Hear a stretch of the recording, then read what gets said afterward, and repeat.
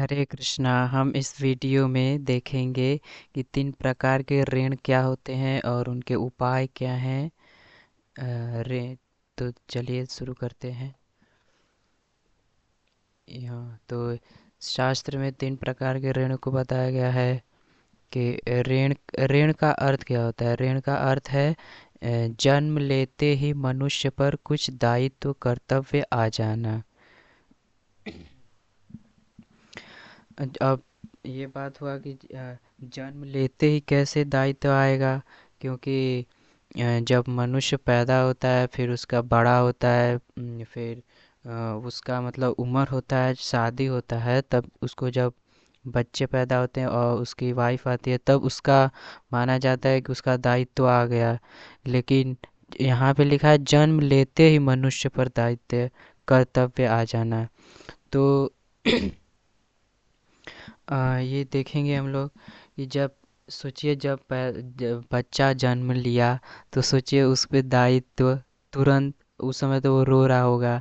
उसी समय उस पे दायित्व कर्तव्य वो आ रहता है, मतलब शास्त्र में जब जन्म लेता है। क्यों और और ये देखेंगे फिर कौन कौन से दायित्व होते हैं। तो उसमें फर्स्ट दिया है देव ऋण, देवताओं का ऋण। इसको देखते हैं। देवता की कृपा से हमें जीवन के लिए आवश्यक सूर्य, वायु, जल, वर्षा आदि प्राप्त होते हैं। हाँ, तो हम देखते ही हैं कि सूर्य डेली आ जाता है, मतलब वो तो हमेशा से उगा रहता है। तो वो मतलब आज देखते हैं कि हमेशा वो मतलब आज सूर्य की रोशनी हम लोग लेते हैं, उसका विटामिन डी आप सुने होंगे, और मतलब उसी से जीवन चलता है, हमारा मेंटेन रहता है। फिर वर्षा, अ, वायु, हम लोग सांस लेते हैं। जल, पानी पीते हैं। वर्षा, इसका भी रोल है। सभी मतलब जो अन्न होते हैं तो वर्षा से, और ये सब सभी मेंटेन रहता है। तो ये सब इसका भी देखिए ऋण रहता है क्या क्या कि हम लोग सोचेंगे, जैसे ये भगवत गीता में भगवान बताए हैं कि भूमि रापो नलो वायु खम मनो बुद्धिरेव च अहंकारम इति यमे भिन्ना प्रकृष्टधा। वही मतलब भगवान भूमि इसी सूर्य, वायु, जल, वर्षा उन्हीं से है, भगवान से है। अब सोचिए कि उम, हम लोग जैसे लाइट लाइट हम लोग के घर में रहती है, तो उसका मीटर लगा रहता है, उसका बिल पे करना पड़ता है, एक एक सेकंड का उसका जुड़ता है, उसका हम लोग पे करते हैं। और देख रहे हैं कि ये लाइट का हो गया।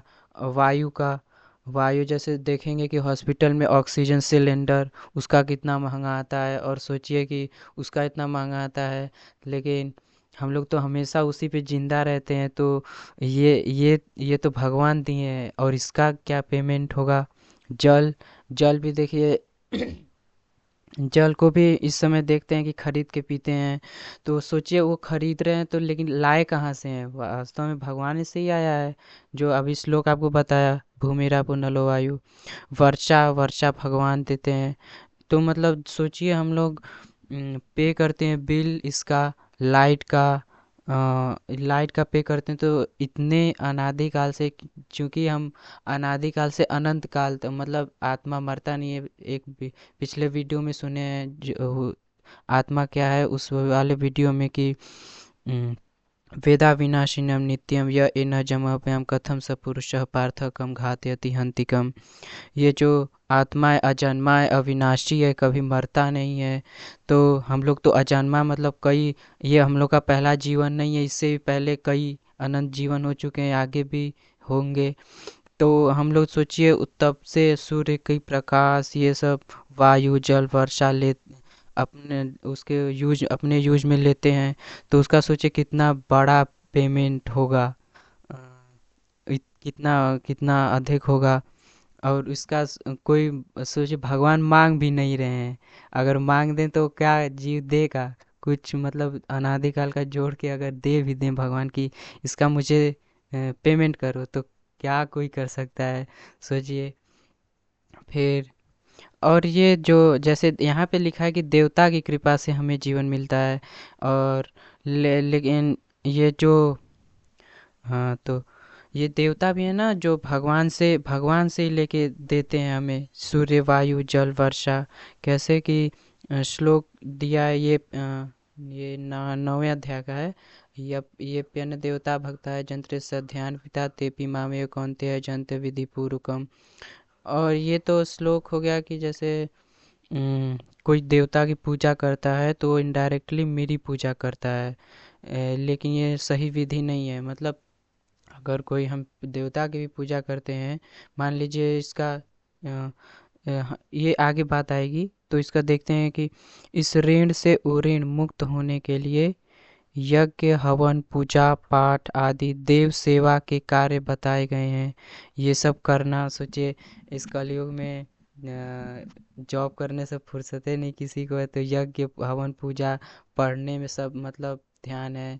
और सभी भौतिक चीज़ों में तो इसका इसका कौन टाइम भी नहीं बचेगा, कौन करेगा। तो इसका मतलब एकमात्र उपाय क्या है, इसका आगे लास्ट में हम इसको चर्चा करेंगे। अभी तो ये उसका उपाय बताया गया है। लेकिन मान लीजिए हम देवता की उपासना भी करते हैं, देवताओं की, तो वो मतलब इनडायरेक्टली भगवान कृष्ण को ही जाता है।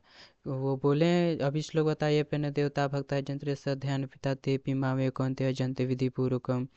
जो भी देवताओं की पूजा करता है वो इनडायरेक्टली मेरी पूजा करता है, ये सही और ये सही विधि नहीं है। मतलब भगवान को ही जाता है, अगर हम किन्हीं की भी पूजा करें वो उनको ही जाता है।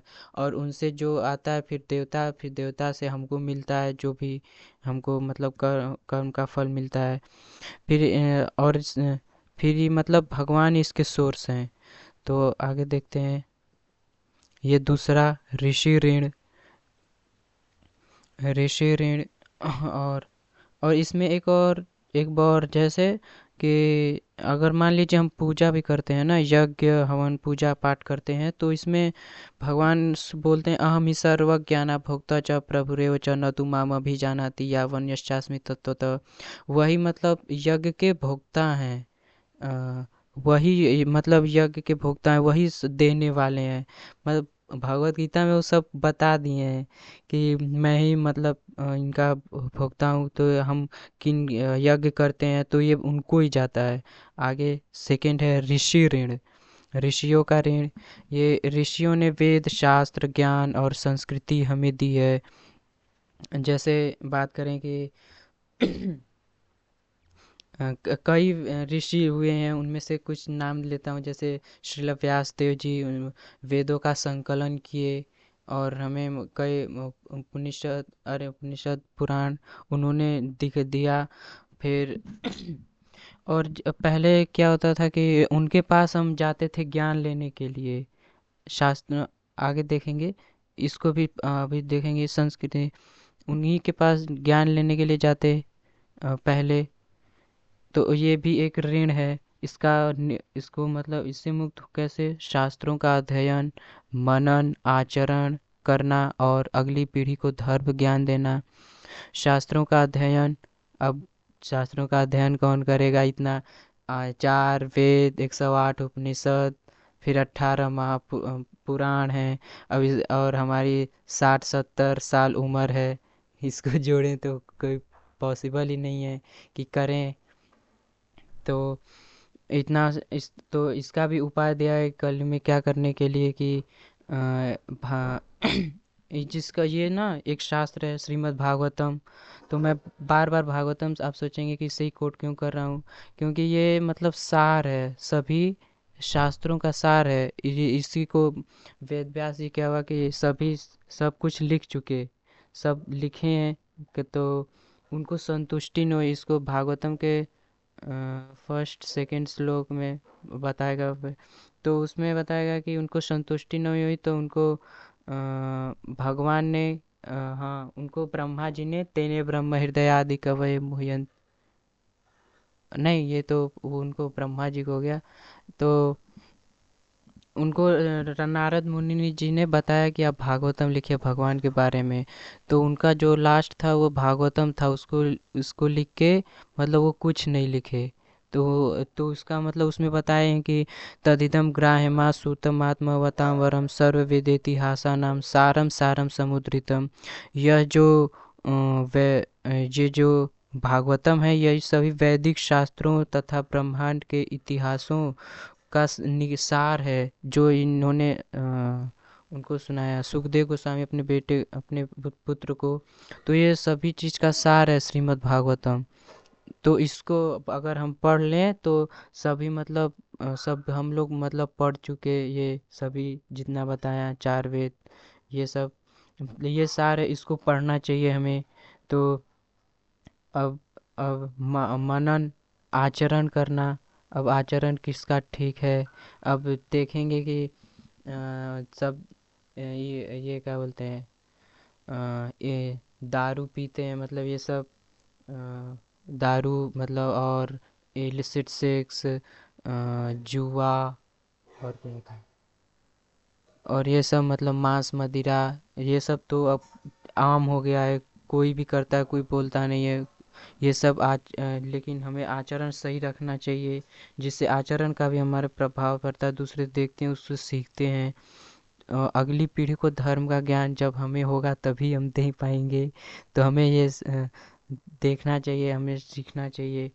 और पहले शास्त्रों का अध्ययन, पहले जो ऋषि वो इसको ऋण कैसे हुआ कि पहले जब बच्चा पैदा होते थे तो 5 साल 5 से 25 वर्ष की आयु में वे जाते थे, शास्त्र अध्ययन करते थे ऋषियों से। फिर विद्या ग्रहण करते थे। तो इसका ऋण ऐसा रहता है, तो इस समय तो शास्त्र ही भग दिए हैं। और नाम ले ऋषि जैसे मैत्रेय मुनि 88,000 शिष्यों के 88,000 मुनियों के साथ 1,000 वर्ष तक करने का यज्ञ मतलब करने का कोई किए नहीं वो, लेकिन जैसे ऐसे ऐसे ऋषि बहुत हैं। तो इसका यही है कि भागवतम को अध्ययन करें। और आगे पितृ ऋण, पूर्वजों का ऋण है एक। और इसमें क्या है कि देखिए, जो हमारे माता पिता और पितृ जन्म देकर पालन पोषण करके इस शरीर और कुल परंपरा को आगे बढ़ाते हैं। तो हमें माता देखिए यहाँ पे बताया गया कि पितृ का हमारे माता पिता का ऋण भी होता है कि हमें वो पालन करते हैं, हमारे बड़े होने तक कितना ध्यान हमारा रखते हैं, हम पालन पोषण करते हैं। लेकिन क्या देखा जाता है कि बच्चा जब बड़ा होता है तो जब माता पिता को अलग कर देता है, उनको मारता पीटता भी है। और उनको मतलब सही से नहीं उससे उनसे व्यवहार करता है। तो एक वीडियो में आप देखे ही होंगे कि कोई व्यक्ति अपने माता पिता को, वृद्ध थे, उनको गाड़ी बाइक पे बैठा के कहीं ले गया, फिर बीच रोड में रोक के उनको उतार दिया और अपने चला गया। सोचिए कितना बड़ा वो गलत काम किया। सोचिए ऐसे। और मान लीजिए घर में भी रख रहा है तो उनका ध्यान नहीं रखते, अगर वो मान लीजिए वृद्ध हो गए हैं, कुछ कर नहीं पाएंगे, तो उनका ध्यान नहीं रखते हैं, लोग उनको हटकारते हैं। तो ऐसा हमें माता पिता की सेवा करनी चाहिए, क्योंकि उन्होंने हमारे सेवा किया, पालन पोषण किया है। तो इसका भी ऋण होता है। तो इसका इसका क्या बोलता बताया गया, इस ऋण से उऋण होने के लिए पितरों का श्राद्ध जानते होंगे, तर्पण, संतानों का पालन पोषण, आने वाली अगली पीढ़ियों का जो बताया गया है, कुल परंपरा का धर्म पूर्वक चलाना चलाना आवश्यक है। आ, तो ये 3 प्रकार के ऋण, देवताओं के, ऋषियों के, पितृ ऋण। अब कोई सोचेगा कि इसी का मतलब करने ऋण होने से हमारी लाइफ बीत जाएगी। तो इसका मतलब और उपाय दिया गया है कि मतलब इसको कैसे करना चाहिए। तो आपको भी पता है कि जो भागवतम है वो सभी शास्त्रों का सार है। तो उसमें क्या बताया गया है कि उसका एक मैं श्लोक रखा हूँ, 11th कंटो का 5वें अध्याय का 41 श्लोक। देवर्षि भूतापत नृणां पितॄणां न किंकरो नायमृणी च राजन् सर्वात्मना य शरणं शरण्यं गतो मुकुंद परिहृत्य कृतम्। हे राजा, ये सुखदेव गोस्वामी महाराज परीक्षित को बता रहे हैं कि जिसने समस्त भौतिक कर्तव्यों का त्याग कर सभी आश्रय देने वाले मुकुंद यानी कृष्ण भगवान कृष्ण को के चरण कमलों की शरण ली है, वह देवताओं के पढ़े, महर्षियों के ये भी पढ़े, साधारण प्राणी संगे सगे संबंधियों ये भी देखिए, मित्रों मनुष्यों या यहाँ तक कि अपने दिवंगत पूर्वजों का भी ऋण नहीं होता। क्या आश्रय लेने से, भगवान कृष्ण का आश्रय अभी लेने से नहीं होता। फिर क्योंकि सभी प्राणी परमेश्वर के अंश हैं, इसलिए जिसने परमेश्वर की सेवा में स्वयं को समर्पित कर दिया है, उसे इन व्यक्तियों की अलग से सेवा करने की आवश्यकता ही नहीं। अब देखिए क्या हुआ कि हमने मान लीजिए भगवान की सेवा कर रहे हैं तो इससे मुक्त हो गए, ये सभी से, क्योंकि ये सभी प्राणी भगवान के ही हैं और हम भगवान की डायरेक्ट सेवा करें तो वे हमें मुक्त कर देते हैं। और यहाँ पे आश्रय लेने का क्या मतलब है, इसको भगवत गीता में बताएं, सर्वधर्मान् परित्यज्य मामेकं शरणं व्रज अहं त्वां सर्व पापेभ्यो मोक्षयिष्यामि मा शुचः। भगवान की शरण में जाओ, उनकी आश्रय लो, यही बताएं भगवान। अब आश्रय लेने का मतलब क्या क्या कि अपना कर्म नहीं करें, ऐसा नहीं है। तो जैसे भगवान बोले हैं कि मन मना भव मद भक्तो मद्याजी माम नमस्कुरु मामे वैश्यसि युक्त तो महात्मा न मत परायण। उनको उनमें मन लगाओ, उनकी भक्ति की करी जाए, उनके प्रणाम किया जाए, एटलीस्ट प्रणाम तो कर ही सकते हैं भगवान कृष्ण को। तो ये बोला गया है कि जैसे, और क्या बोलते हैं कि, और ये भागवतम में ही बताएं भगवान की, कलेर दोष निधे राजन अस्ति हेक महान गुण कीर्तनादेव कृष्ण से मुक्त संग परम व्रजित। इस श्लोक की व्याख्या किए एक वीडियो पिछले वीडियो में। तो इसमें इसमें क्या करने के लिए, हरि नाम करने के लिए भगवान बता रहे हैं, भगवान कृष्ण का नाम जप करने के लिए कि इस कलेर दोष निधे राजन, इसमें जो कलयुग है इसमें फॉल्ट ही फॉल्ट है, इसमें बस एक ही गुण इसका है कि कीर्तनादेव कृष्ण से मुक्त संग परम रज। यदि हम भगवान कृष्ण की नाम जप करते हैं, हरि नाम करते हैं, तो हम मुक्त हो, इसी जीवन में मुक्त हो जाएंगे। तो भगवान कृष्ण का नाम जप करेंगे तो हमें इस ऋण का कुछ चुकाना नहीं पड़ेगा हमें। और क्या जप करना है, जैसे 16 अक्षरों का बताया कि तीसोड़शकम नाम कली कलमश नाशनम।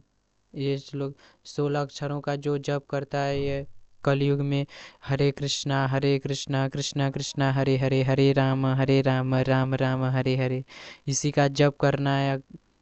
इसी से मतलब आप सोचेंगे नहीं कि सभी खत्म हो जाएगा, सभी ऋण, भगवान में भक्ति बढ़ेगी। तो ये ऐसे कर सकते हैं। तो यहाँ पे वीडियो समाप्त करते हैं। तो आशा करते हैं आपको अच्छे वीडियो लगा होगा, आप नाम जप करेंगे। हरे कृष्णा।